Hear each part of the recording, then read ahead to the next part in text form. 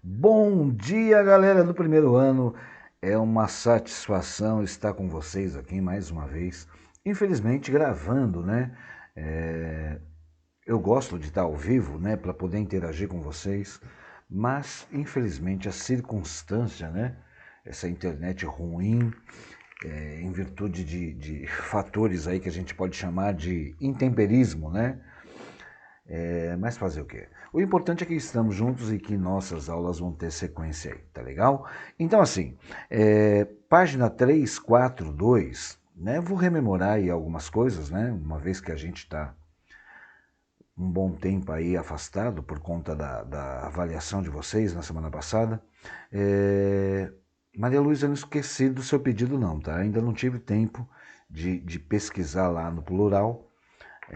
Mas assim que eu pesquisar, eu tô com o número da questão lá e eu te passo, tá? Não caiu no esquecimento, não.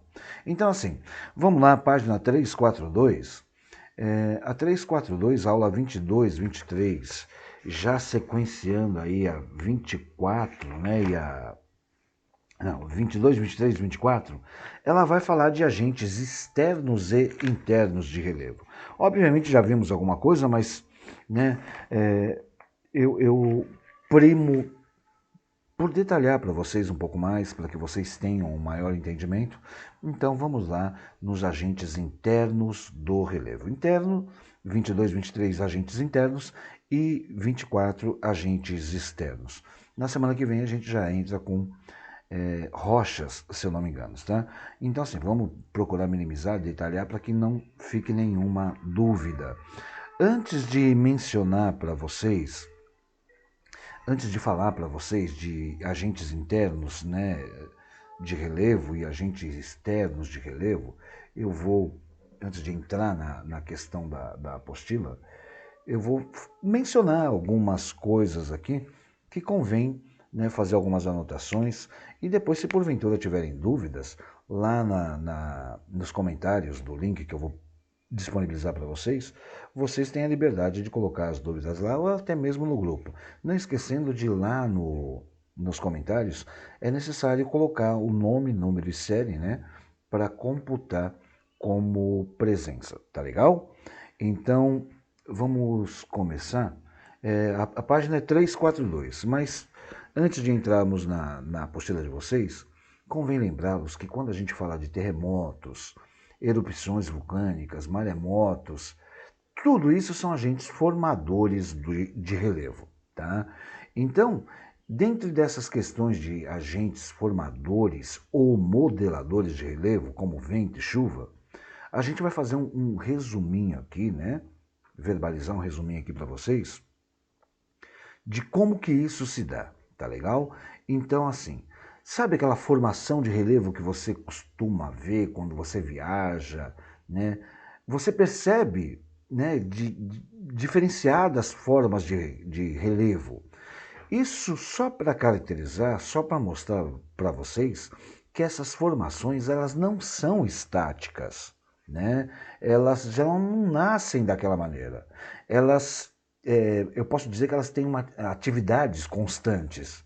Mesmo que a gente não consiga perceber, até por conta dessas atividades de mudanças constantes, elas ocorrem aí ao longo da história da Terra, quando nós vemos lá as questões das eras, né? Então, é só lembrar que aquilo que nós visualizamos, ela não é estática, ela não nasceu daquele jeito. Ela foi alterada por algum fator de ordem interna ou de ordem externa, tá? Quando é de ordem interna, eu já mencionei para vocês que nós estamos falando de agentes endógenos, né? E quando nós falamos de fatores externos, né, que entram ali que mudam a configuração do relevo, a formação do relevo, aí nós estamos falando de fatores exógenos. Vamos entender um pouquinho o que é endógeno, o que é exógeno, né? Uma vez que nós já vimos, mas antes de entrar na apostila, deixa eu fazer algumas ressalvas aqui para vocês. Eu coloquei para vocês, né, nas aulas de eras, que a Terra hoje ela tem de 4,5 a 5 bilhões de anos, não é isso? E a gente se questiona quanto tempo nós vivemos no máximo, né? Não sabemos precisar isso. E por quê? Porque existem diferenças, né, de expectativa de vida muito grande. E a Terra, ela também apresenta essa variedade de relevo em cima, de formação de relevo, em cima da sua existência. Então, só para você ter uma noção da nossa formação atual, da formação da Terra atual, convém falar que ela é reflexo de vários processos modificadores, né?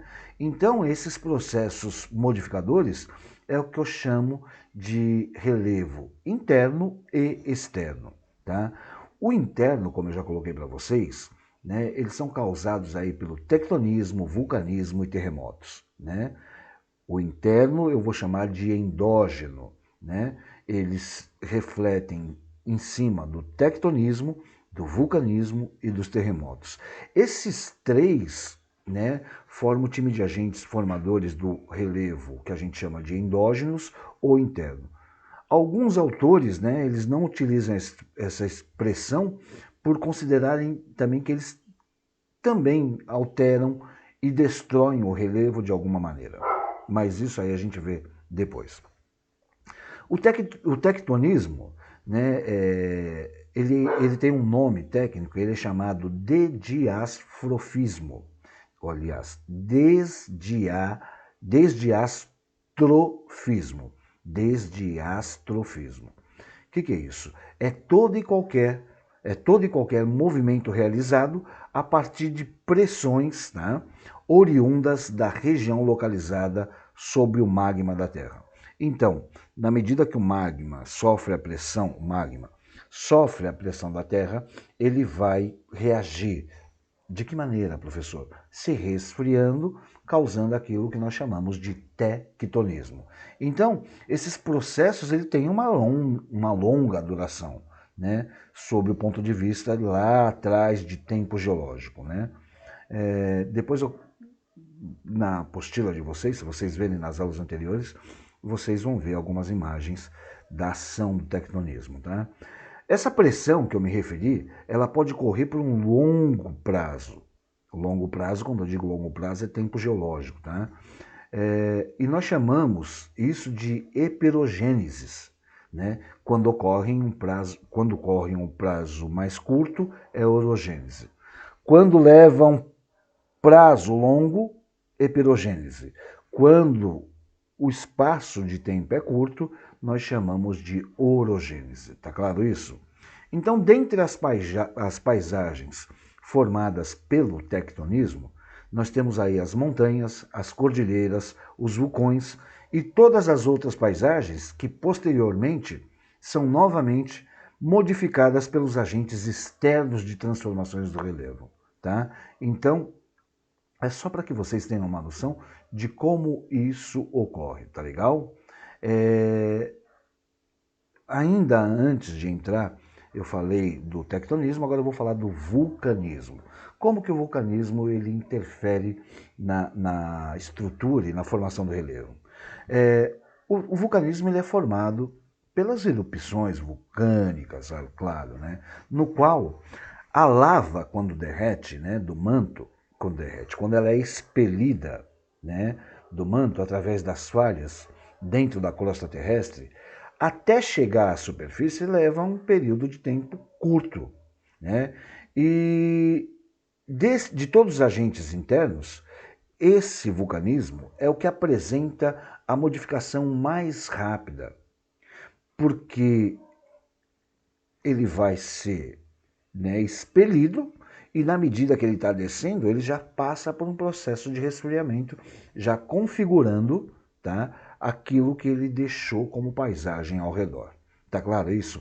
O bom dessas regiões mais antigas, né, que elas sempre que estão em torno, né, circunvizinhas lá dos vulcões, elas vão estar sempre em alteração. A sua modelagem, a sua forma vai estar sempre, vai estar em constante transformação. Vamos lá, falar de exógenos, agora eu vou falar um pouquinho de exógenos, né?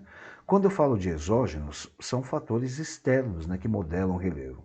Eles também acabam por destruir o relevo, como nós vimos anteriormente nos internos.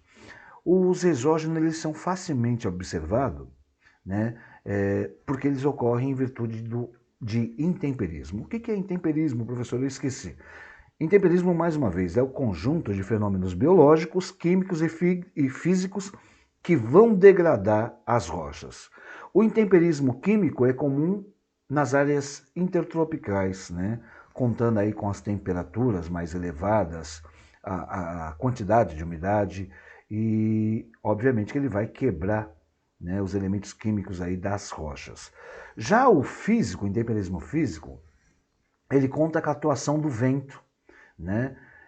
Mas sem alteração química nesses elementos. Então, ocorre na fragmentação das rochas. O vento é capaz de fragmentar as rochas.